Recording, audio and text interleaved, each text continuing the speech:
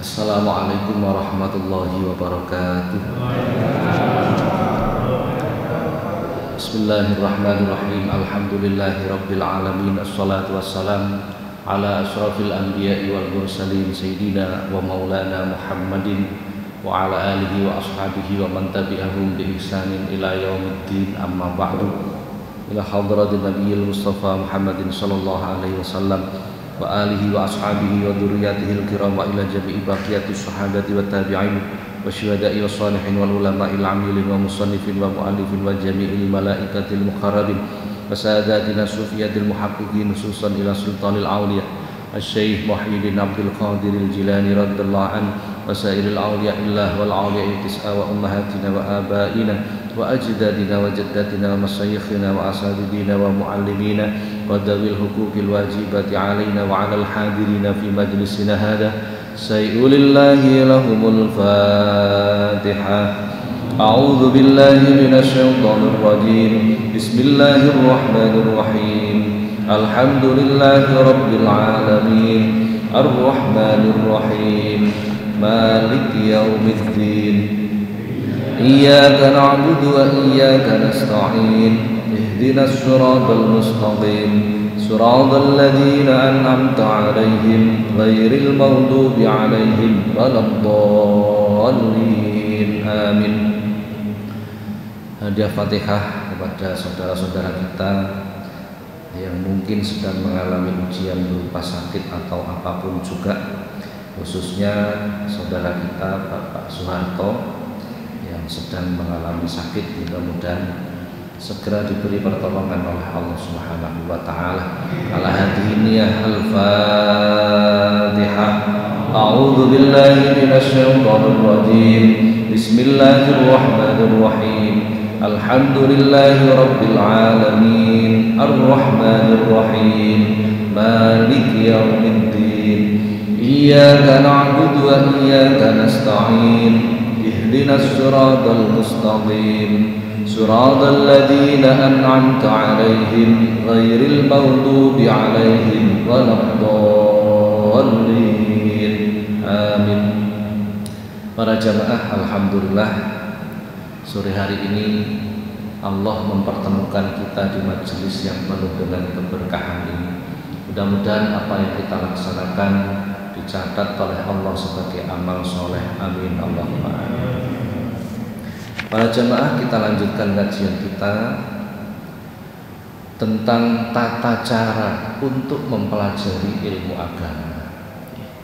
Yang pertama kami ulang sedikit, yakni dukaun, harus mau menelaah, harus menggunakan akalnya untuk mencermati. Terus untuk mempelajari ilmu agama itu tidak boleh angger ngerungokke, tapi harus direnungkan itu. Yang kedua, khirsun, harus rakus terhadap ilmu. Orang rakus itu berarti orang yang cinta kepada ilmu, maka harus muncul rasa mahabbah terhadap ilmu. Yang ketiga namanya istibarun, harus sabar menghadapi kesulitan untuk memahami ilmu, itu harus sabar. Belajar maca Quran kok gak iso-iso, harus sabar. Dan jangan keburu melompat-lompat. Jadi belajar itu sebenarnya belajar itu harus berurutan, harus begitu. Nek mboten urut niku terus pemahamannya menjadi berbeda. Yang keempat, wabul ghotun. Kajian kita sampai sini insyaallah teman. Orang belajar ilmu agama itu harus modal, tidak boleh tidak modal. Berarti makanya saya tidak pernah setuju kalau orang pelajar itu terus digratiskan, tidak pernah setuju saya. Ya harus tetap bayar, walaupun mungkin tidak banyak, tetap harus bayar, karena itu menunjukkan kesungguhan, Panjenengan belajar ilmu agama ya harus modal, ya kudu duwe kitabe. Senajan gak iso maca, umpamane kita nanti ngaji, saya bawakan kitabnya, panjenengan tumbas kitabe. Senajan ra iso maca, Lho, kan paling tidak kena digawe pamer teng anak. Bapak mun dhisik ngaji. Ngaji napa Pak? Iko kitabe sak mono keane. Padahal gak iso maca. Ndak apa-apa. Artinya untuk menunjukkan bahwa orang tuanya itu punya semangat untuk thalabul ilmi. Nah, iya. Berarti kan kalau punya kitab harus beli kitab. Berarti modal harus itu. Nulis ya harus beli buku sendiri, nyatet sendiri, harus modal. Jadi modal yang pertama berupa uang untuk perlengkapan thalabul ilmi. Modal yang kedua berupa akhlak. Nah, ini yang banyak ini di sini. Banyak sekali. Apa akhlak itu? Yang pertama ta'zimul ilmi, harus memuliakan ilmu, menghormati ilmu. Kalau kita ingin mendapatkan ilmu maka harus tawadhu, merasa butuh dengan ilmu itu. Kami kemarin sudah menerangkan panjang lebar. Antara lain caranya ta'zimul kutub, menghormati kitab. Jadi cara menaruh kitab itu menunjukkan akhlak sebenarnya. Nah, cara ndekeke wis mboten bener, wah sulit, ilmunya masuk itu sulit sudah. Pinter mungkin bisa, tapi ilmunya tidak akan pernah masuk ke dalam hati. Nek pinter masih mungkin bisa. Sing digoleki kan mboten namung pinter, tapi ya kudu bener. Bener ora pinter ya gak iso, nggih, mboten saged. Bagaimana benar kalau tidak mengetahui. Jadi harus dua ini beriringan, nggih. Wa ta'dhimus syuraka, menghormati teman. Orang-orang yang sesama pencari ilmu itu harus dihormati karena mereka adalah orang-orang yang dihormati Allah. Para pencari ilmu itu adalah orang-orang yang dihormati Allah. Jadi kita tidak boleh meremehkan orang-orang yang dihormati Allah. Tidak boleh. Ayastami al-ilma bi ta'dzim wal hurmah. Yang ketiga mendengarkan ilmu dengan ta'dzim dan menghormati. Kalau ini cerita kiai kula jaman teng pondok nek matur, senajan ana helikopter ceblok neng mburimu aja noleh. Sampai begitu. Karena ilmu itu ketika diajarkan sebenarnya bukan transfer knowledge, bukan sedang terjadi transfer pengetahuan, bukan, tapi sedang terjadi transfer cahaya. Dalam bahasa agama ilmu itu huwan nur, cahaya, bukan pengetahuan. Ini perbedaannya sangat jauh nih. Kalau ilmu itu dianggap sebagai pengetahuan ya cukup sekedar tahu, selesai. Jadi bukan transfer knowledge, bukan, tapi transfer cahaya. Allah mengirimkan pada Rasulullah al-ilmu melalui malaikat berupa cahaya. Rasulullah kemudian menyebarkan kepada para sahabat, maka ditransfer cahaya itu kepada para sahabat. Sahabat kepada tabi'in, murid-muridnya, terus kepada para ulama-ulama kita, guru-guru kita, dan kemudian kita sambungkan kepada kita semua. Sedang terjadi proses transfer cahaya, transfer hidayah, transfer rahmat. Lah kok orang yang ditransferi, yang dimasuki itu tadi terus konsentrasinya berubah, maka transfer ini mengalami trouble, mengalami gangguan. Dalam bahasa sekarang mungkin begitu. Yang keempat, Allah yahtarunau al ilmi, jangan keburu memilih macam-macam ilmu. Jangan keburu, yang pokok-pokok dulu, yang wajib-wajib dulu kita pelajari. Yang ilmu-ilmu yang hukumnya sunnah dan lain sebagainya itu belakangan. Jangan keburu. Maka hendaknya belajar itu kita mengetahui kurikulumnya. Kalau orang sekolah itu mata kuliah dasar umumnya apa? Nah, itu yang harus kita selesaikan dulu. Baru kita kembangkan ke yang lain. Belajar nyuwuk, wah itu hukumnya sunnah. Nyuwuk ini kenapa? Suwuk ini kenapa? Suwuk ini bahasa Jawa. Kenapa? Bahasa Arabnya ruqyah. Nah, itu hukumnya sunnah. Jadi itu belakangan saja. Ini belakangan, itu tidak sulit kok itu. Jadi kebetulan kami punya beberapa santri sekarang menjadi pengurus pusat Jam'iyah Ruqyah Aswaja. Sudah buka sekitar 2 20 cabang se-Indonesia. Tidak sulit sebenarnya, tapi itu kategori ilmu yang sunnah. Kita yang wajib-wajib dululah kita pelajari. Kalau dalam bahasa lain, ojo nganti dadi wong luru upo buang tumpeng. Nah, dadi ikan kualik ya. Buang tumpeng luru upo iki kualik. Pun. Ayah tariza anil akhlakil dzamimah. Ketika tolabul ilmi hendaknya meninggalkan akhlak yang tercela. Akhlak yang tercela, karena ketika kita punya akhlak tercela berarti kita mempunyai dosa. Dosa itu menjadi penutup dalam hati kita sehingga hidayah itu tidak masuk. Kalla bal rana ala qulubihim ma kanu yaksibun. Dalam Quran disebutkan seperti itu. Pun. Ini antara lain menghormati ilmu. Kemudian ta'dhimu ahlihi, menghormati orang-orang alim. Orang alim itu harus dihormati karena Allah menghormati mereka. Jadi Allah itu menghormati orang alim, maka kita wajib menghormati orang alim. Qala ba'dul hukama, adzabul khidmati a'azzu minal khidmati. Etika melayani itu lebih utama daripada pelayanan itu sendiri. Sepi panjenengan angen-angen kalimat ini. Ini bahasa sastra ini. Etika melayani itu lebih utama dibandingkan dengan pelayanan itu sendiri. Etika ibadah itu lebih utama daripada ibadah itu sendiri. Lho kok saged ngoten? Nggih. Kalau paringi contoh, ini para bapak-bapak ini sebagai kepala rumah tangga diladeni karo bojone. Apa yang menjadi kesukaannya setiap pagi disiapkan. Benesuk disuguhi kopi, digorengno gedang goreng wong senengane. Nah, ini merupakan bentuk pelayanan seorang istri kepada suami. Suatu ketika bojo nyuguhi kopi karo pisang goreng, tapi nyuguhi karo mecucuan. Mari ngono bar dikekne terus ngomong untal-untalan kira-kira ngoten. Amplok bahasa kasare enten malih lah niku nggih. Wis sembuh lah ngoten. Kira-kira bapak niki mentolo maem napa mboten? Loh, padahal tetap dilayani kan?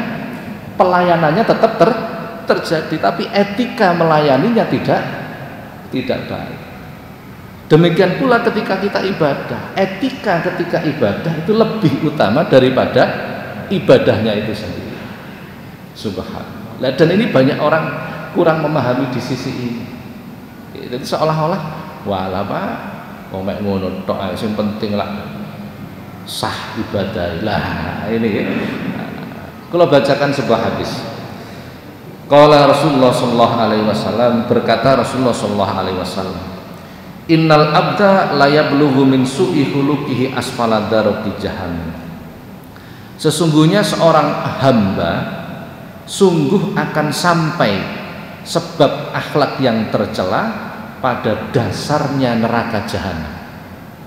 Jadi seorang hamba itu akan dihukum oleh Allah di dasarnya neraka jahanam karena mempunyai akhlak yang tercela. Hadis yang lain, innal abda la yablughu bi husni khuluqihi 'azima darajatil akhirah wa syarafal manazili wa innahu ladhaifun fil ibadah. Sesungguhnya seorang hamba itu akan sampai dengan kebagusan akhlaknya, 'azima darajatil akhirah, derajat yang agung di akhirat, wa syarafa manazili, serta kedudukan yang mulia karena akhlak yang baik. Wa innahu ladhaifun fil ibadah, walaupun ibadahnya lemah, ibadahnya pas-pasan, sholat ya wajib tok, poso ya Ramadan tok, sedekah ya nek pas tanggal 6 tok, gambarane ngoten nggih, ibadah sing pas-pasan, tetapi dibarengi dengan akhlak yang baik, maka dia akan mendapatkan derajat yang agung di akhirat serta kedudukan yang mulia sebab akhlakul karimah. Jadi ukurannya tidak hanya ibadah, tapi etika itu yang menjadi ukuran utama. Kalau paling contoh, bener diladeni karo bojo, tapi waktu nyugui repot nih.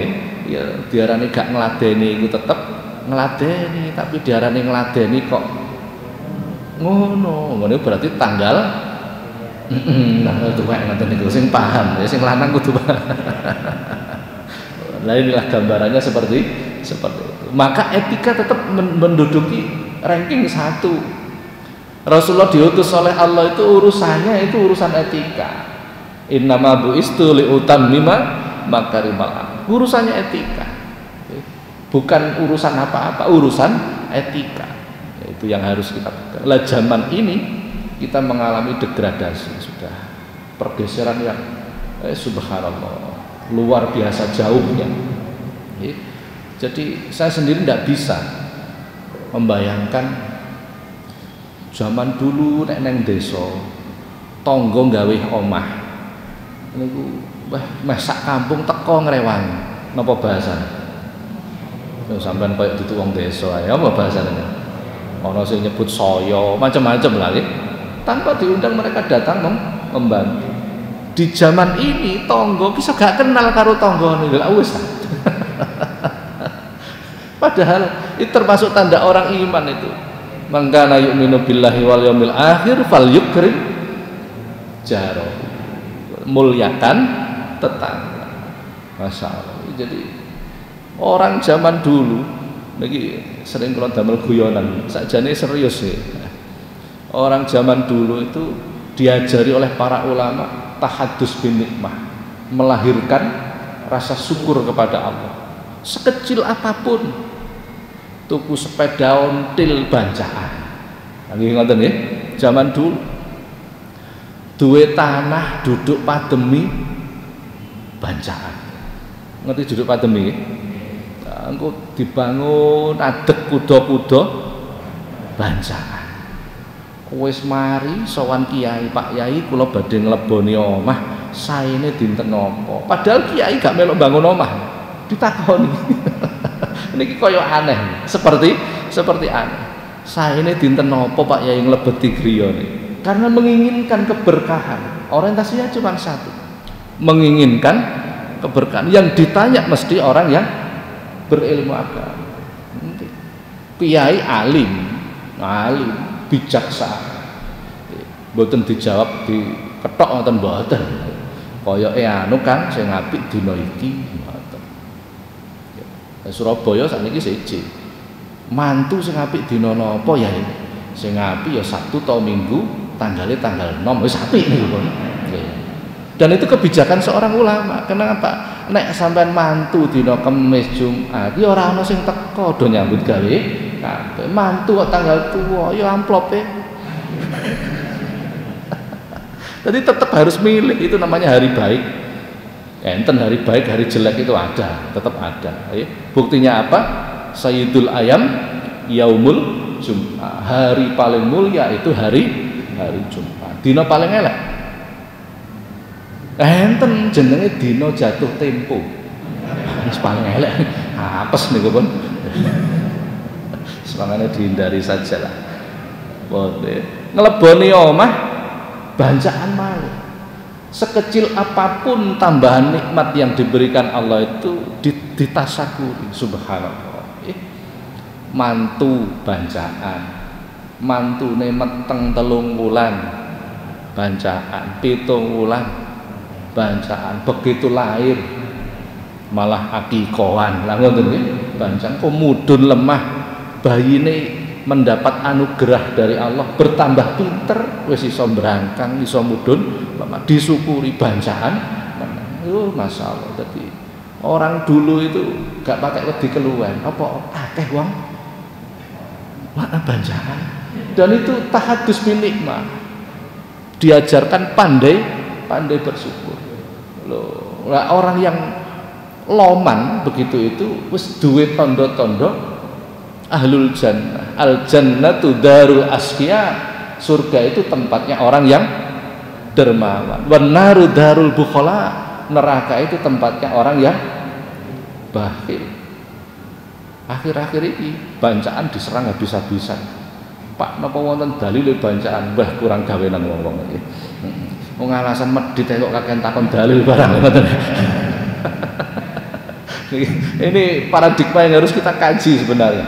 Adat kita itu sebenarnya luar biasa, saestu. Betul itu ya. Mbok jenengan butuh dalil jangan tanglet kula. Saestu, mungkin kula siapkan dalil ini. Betul itu.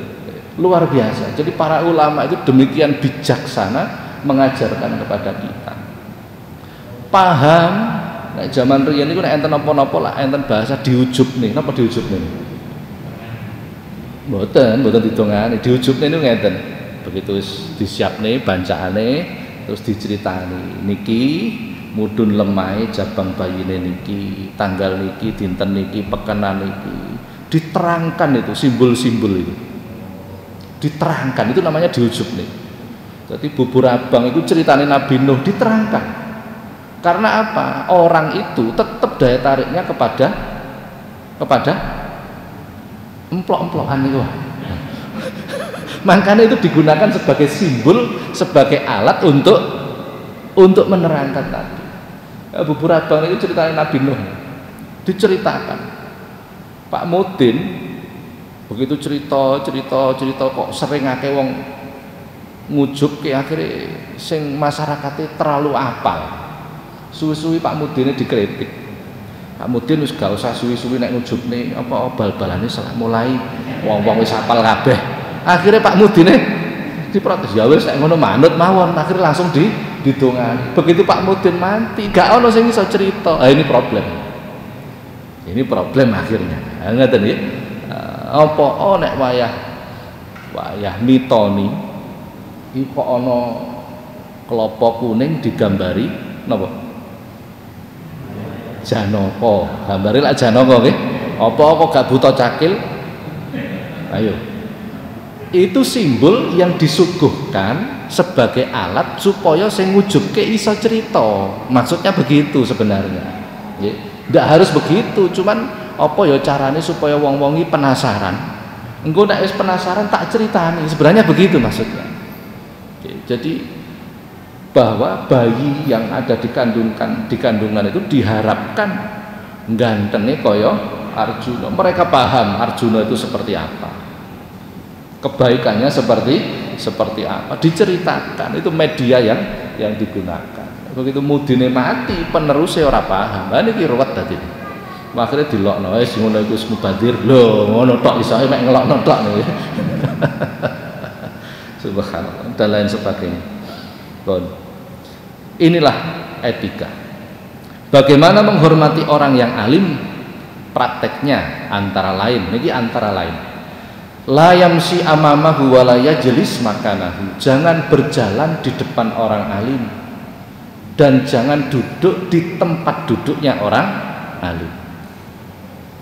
Kecuali jenengan sing bagian bukakno pager, aja nemburine sampean disiki bukakno pager sik. Lah ini beda nggih.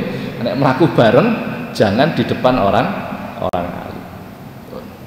Nomor 2, la yubdiul kalam indahu illa bi'idnihi wa la yuksirul kalam. Jangan mendahului berbicara sebelum mendapatkan izin dari beliau, dan ketika diizinkan jangan banyak bicara. Niku etika ketika menghadapi orang alim. Nomor 3, la yadukul bab fi baitihi. Nek sowan ten daleme wong alim aja ndodok lawang. Jangan mengetuk pintu. Untung enten HP. Untung enten HP. Momon iki dilakoni sampean yo ngadeg nang ngarep meneng ngoten. Di pesantren masih begitu sampai hari ini. Jadi santri itu nek sowan teng kiai di sampingnya pintu duduk diam, sudah sampai dipanggil. Kalau nggak dipanggil ya masih rong jam ya meneng wae. Etikanya begitu. Gitu. Untung jenengan mboten santri, tadi masih rada ngawur-ngawur titik rapopo. Nggih, itu etikanya begitu. Luar biasa ya. Kalau nek teng pondok niku masyaallah. Seolah-olah melihat cuwilane swarga, seolah-olah begitu. Etikanya begitu dikedepankan. meneng mawon. Kiai ini niku teng Serambi ngoten maca koran. Santri teng amping-amping pinggir lawang meneng mawon. Kadang santri kiai niku nguji santrine sabar apa ora. Dibiarkan begitu. Wis mari, ini apa le? Rene maju. Ini apa? Baru ngomong. Kalau nggak ditanya ya nggak ngomong. Itu etika. Etika itu begitu. Kudu sabar banget panjenengan. Pun. Tauqiru ahlihi wasyurakaihi, menghormati keluarganya orang alim dan teman-temannya orang alim. Itu dihormati. Harus dihormati. Yatlubu ridhahu wa yajtanibu sakhatahu, mencari ridhonya orang alim dan menghindari supaya tidak dibenci oleh orang alim. Masya Allah, itu etika itu. Etika zaman saat ini apa meneh enten media sosial, Masya Allah kiai sampai dibully. Ya gila wis kebajut ini. Pancen ra tau ngaji blas ya ngoten iki. Masya Allah. Kalau nanti nerangke ngeten wonten sing tanggep, Pak lah enak kiai ini. Lah enak napa? Kiai ini. Ya durung ngerti, nanti lah di belakang ada. Adab bagi orang yang alim. Jadi agama itu berimbang. Malah jauh lebih berat etika bagi orang alim. Jauh lebih berat sebenarnya. Jauh lebih berat. Kenapa kita harus mencari ridho? Ridho dari orang alim. Rasulullah SAW dalam hadisnya beliau menyampaikan, man ta'adda bisayfihi, barang siapa yang menyakiti hati orang alim atau gurunya, ibtalahullah bisalasin baliyat, Allah akan menurunkan 3 bencana. Ini hadis ini. Allah akan menurunkan tiga bencana. Nomor 1, nasyama hafidhahu, apa yang dihafalkan hilang. Kalau nggak ada tombol, Masya Allah, ini pelajaran berharga bagi saya. Anak ini ku di pondok pondok pesantren daerah Gresik mereka menghafal Quran, sudah kelas 3 sanawiyah, 3 SMP, hafal 12 juz. Suatu ketika lari ini rodok ndawablek aja, nggih mboten rodok nemen. Karo ustate, mboten karo kiai ini, karo ustate dihukum. Sampai kupingnya dijewer. Anak niki wau gak terima rupane. Akhirnya lapor teng wong tuane ditambah-tambahi. Wong tuane melu gak terima. Ustate mboten kiai niki, ustate niku diseneni dilokno, akhirnya anaknya digawa mulih. Apa yang terjadi? Sampai rumah dapat berapa minggu maca Quran mawon mboten iso. Baleni melih mulai alif fathah a, ba, doma, u, bu, a, tu, balik ngoten melih. Apalan 12 juz itu menjadi hilang. Tuh, sampai ngoten. Jadi adab yang diturunkan Allah ketika menyakiti hati orang alim, pertama nasyama hafidhahu, hilang apalan. Nomor 2, kalla lisanuhu, lisane ketul. Napa ketul niku napa? Tumpul, lisannya tumpul. Walaupun dia berilmu, pegang ilmu, ketika dia menyampaikan ilmu itu gak direken wong. Ini namanya lisane ketul. Kepada siapapun nggak didengarkan. Lho enten wong niku gak atik ngomong, ketok wong tok niku wong wis wedi dhewe. Ana Pak Yai, ana Pak Yai meneng kabeh. Lha iki gak atik ngomong lho. Enten wong niku ngetupru, saya gak direken wong enten. Masa ini namanya kalla lisanuhu, lisane ketul, dan itu azabnya Allah. Na'udzubillah. Nomor 3, ini paling gak enak, nomor 3. Iftaqarra fi akhiri umrihi, ketika usianya sudah tua dia menjadi orang yang fakir. Naudzubillah min dzalik.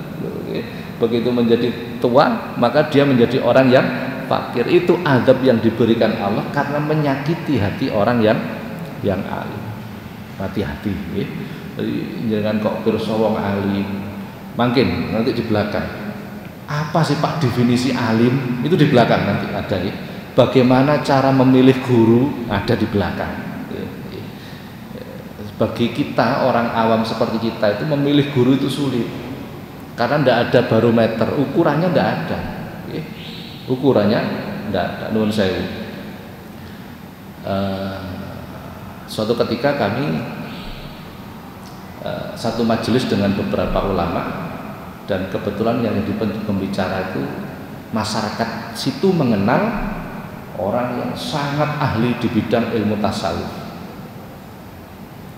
Jadi kita persilahkan beliau untuk memberikan mauidhah hasanah. Waktu itu membahas tentang syuhudul wahdah fil kathrah. Kalau orang tasawuf sudah paham lah kalimat itu seperti apa. Ternyata yang diterangkan itu adalah perilaku zuhud. Loh, iki lak kelirune nemen. Tapi masyarakat menganggap sudah hebat. Loh, jadi ternyata orang umum tidak tahu ukuran. Yang disebut pinter ahli itu seperti apa? Tetap yang mengerti ukuran itu adalah sesama orang yang berilmu. Bagaimana mungkin siswa SMP bisa mengoreksi orang-orang yang sekolah SLTA? Tidak mungkin. Tidak mungkin. Jadi yang mengerti itu tetap orang-orang yang sesama ahlinya. Termasuk juga etika. Ketika kita menjadi orang yang tolabul ilmi, orang yang mencari ilmu agama, la yahtimu li amri rizki, ojo susah urusan rezeki. Itu etika. Duitnya akeh ojo susah, ya mesti wae. Duitnya entek ojo susah. Duwe utang ojo susah, karena susah urusan rezeki itu dzulmatun fi qalbi, menjadikan hati itu gelap. Nah, ketika hati itu gelap, cahaya hidayah, cahaya ilmu ndak akan masuk. Kan pun biasa, uang niku loro, sehat biasa. Duwe duit gak duwe duit nggih biasa. Wong wis bolak-balik duwe duit ya bolak-balik gak duwe duit, kok sik gak pengalaman.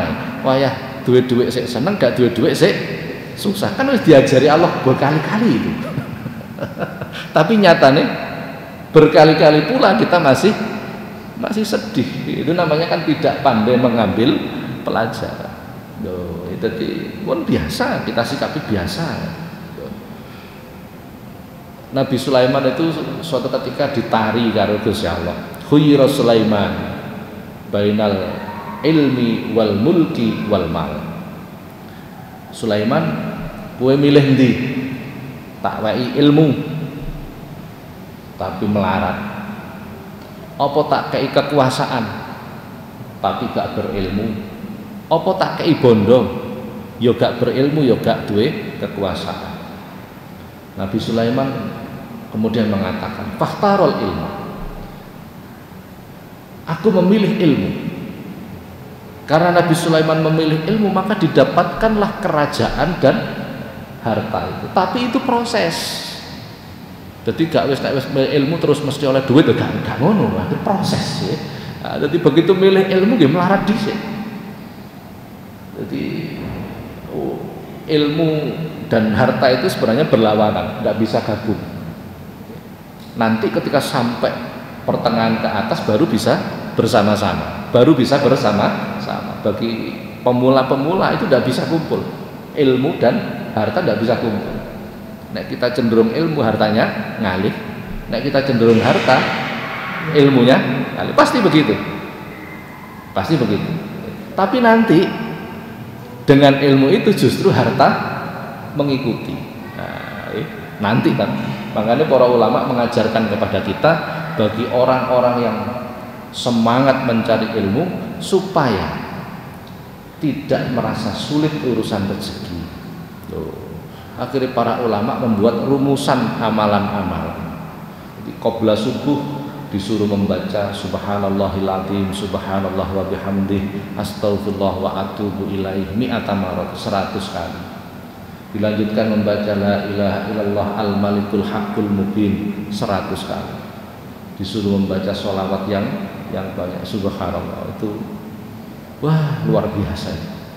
Rezeki itu koyo-koyo wis gampangane mlaku kesandung rezeki. Lah gampangane omong ngoten iki. Nah, itu memang resep-resep yang diberikan oleh para ulama agar orang-orang yang cinta kepada ilmu itu tidak kesulitan.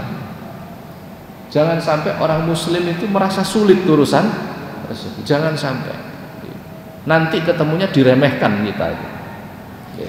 Gawe klambi sing larang dengan tujuan tahadus bin nikmah, mensyukuri nikmat Allah, menutup aurat, mensyukuri nikmat Allah. Dan jangan pernah delokan wong muslim klambine lu elek-elek. Jangan sampai, menjaga kehormatan agama kita. Taklilul alaikid dunyawiyah, mengurangi kesibukan duniawiyah. Itu juga etika. Mengurangi kesibukan makanya antara ilmu dan harta tidak bisa gabung di tingkat awal. Lalu dikongkon ngurangi. Artinya bagaimana? Bagaimana kita memanage hidup kita itu agar lebih dominan urusan akhirat. Lebih dominan urusan akhirat. Selanjutnya tahammulul masyaqqah, mampu menanggung kesulitan. Bagi para pencari ilmu itu harus punya jiwa mampu menanggung kesulitan. Sulit seperti apapun sanggup. Itu harus begitu. La tastagil bisai'in akhar ghairul ilmi.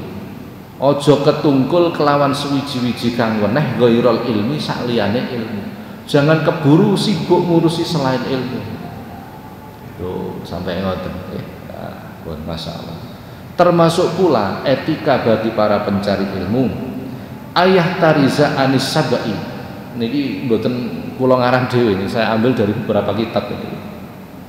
Ayah Tariza Anis Sabai, usahakan perut jangan sampai kenyang. Loh, jadi para pencari ilmu itu usahakan perut jangan sampai kenyang. Niki rada siji konsep agama ini dengan konsep kesehatan. Mangano sing wareg, sing bergizi supaya pikiranmu cerdas. Padahal konsep agama kita ndak kongkon sing akeh poso malah. Ini kan seolah berlawanan ya, seolah berlawanan. Ayah Tariza an kasratin naum. Yang kedua akhlaknya adalah mengurangi tidur. Mengurangi tidur itu akhlak bagi orang-orang yang mencari ilmu. Jangan terlalu banyak tidur karena itu menurunkan tingkat kecerdasan. Menurunkan. Ayah Tariza an kasratil kalam, mengurangi banyak bicara. Mengurangi banyak bicara. Selanjutnya ayah Tariza an akli ta'amis suq, mengurangi makan makanan pasar. Jadi ojo seneng mangan panganan napa? Maksudnya itu mangan yang warung ngono ya dikurangi, dikurangi. Bukan tidak boleh, tapi dikurangi. Jadi ojo seneng jajan. Ini namanya sifat wirai. Termasuk pula dalam sebuah hadis Rasulullah SAW menyampaikan, malam yatawarraq fi ta'alumihi ibtalahullahu ta'ala bi ahadi salasati asya. Barang siapa yang tidak wirai ketika tolabul ilmu. Apa itu wirai? Warok, itu bahasa Arab itu ya. Nek warok ponorogo ya siji urusan. Warok wirai. Wirai itu tarkus subhat, meninggalkan perkara yang subhat, bukan yang haram, yang subhat saja ditinggalkan. Barang siapa yang ketika tolabul ilmi tidak berusaha meninggalkan sesuatu yang subhat, kata Rasulullah, maka Allah akan menurunkan satu di antara 3 bencana. Apa? Yang pertama, imma ayyumi tahu fi sababihi, mati nom, matine henom. Itu termasuk salah satu sebabnya adalah ketika tolabul ilmi tidak memperhatikan sesuatu yang subhat. Saderenge temriku, apa itu subhat? Subhat itu sesuatu yang tidak jelas.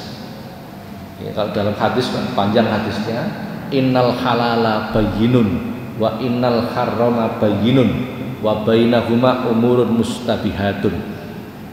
Yang halal jelas, yang haram jelas. Di antara keduanya ada namanya barang yang subhat.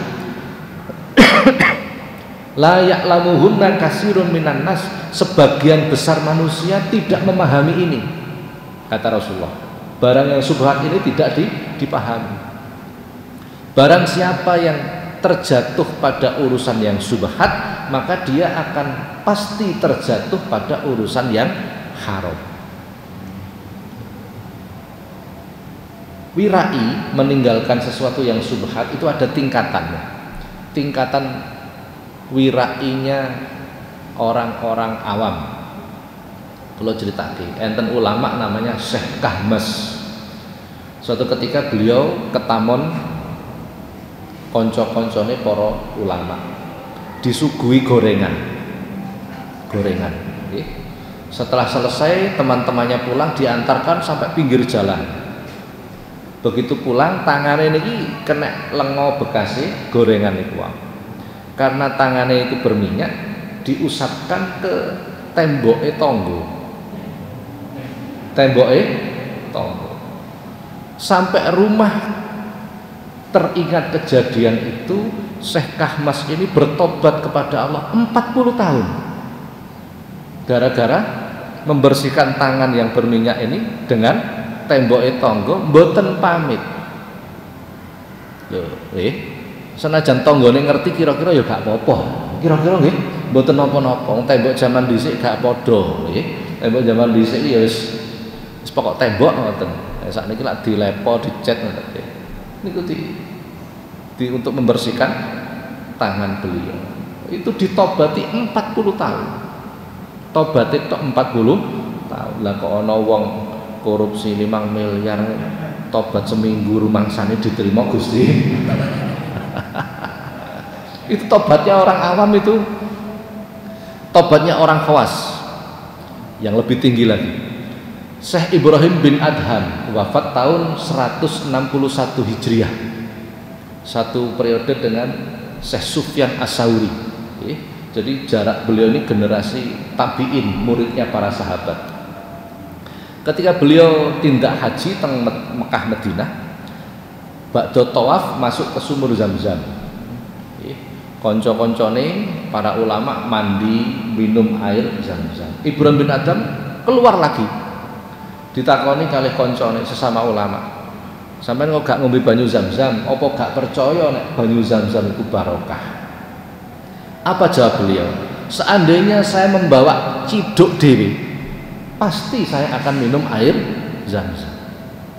Lho to mriku kathah cibuk, tapi saya Ibrahim bin Adham merasa tidak memiliki ciduk dan tidak izin kepada, wis gak kelas ya awake dhewe nggih.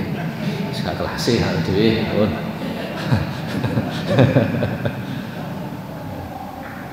Imam Abu Hanifah, Imam Hanafi, wafat tahun 150 Hijriah.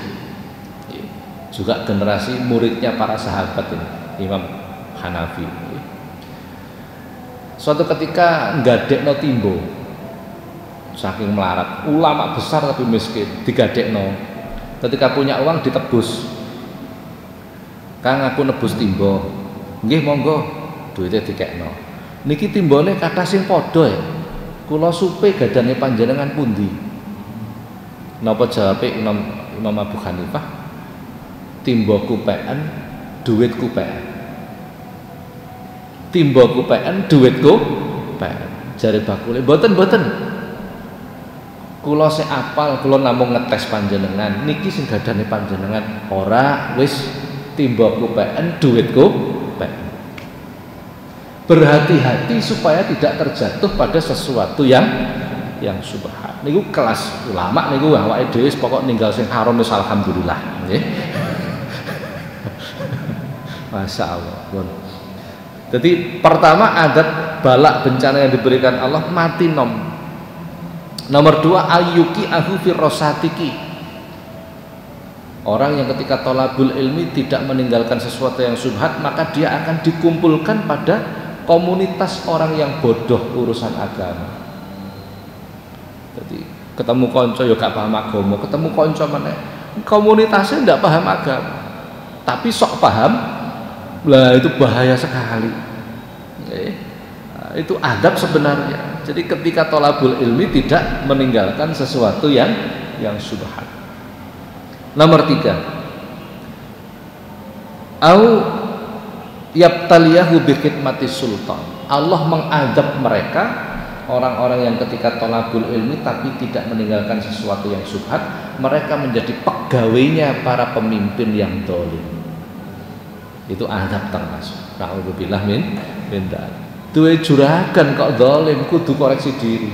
Aja nyalahke juragane. Aja nyalahke juragane. Aku kok iso ditakdir Gusti Allah duwe juragan sing zalim. Pasti ada sesuatu. Nah, nek kebiasaan kita kan tidak begitu. Panjen juragan iki bajingan lho nyalahno wong liya, tidak mengoreksi diri kita. Padahal itu adabnya Allah. Wis bal ya napa niki. Bon nggih, insyaallah pertemuan ngajeng kita akan membahas irsadu ustadi. Jadi belajar agama itu harus melalui guru. Bagaimana cara memilih guru? Apa sih ulama itu? Apa standarisasinya ulama? Sangat penting sekali itu. Jadi insya Allah kita lanjutkan pertemuan yang akan datang. Monggo nek enten pertanyaan didik mawon.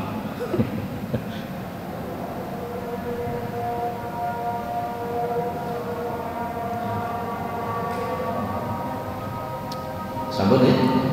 Mugi-mugi manfaat. Al-Fatihah.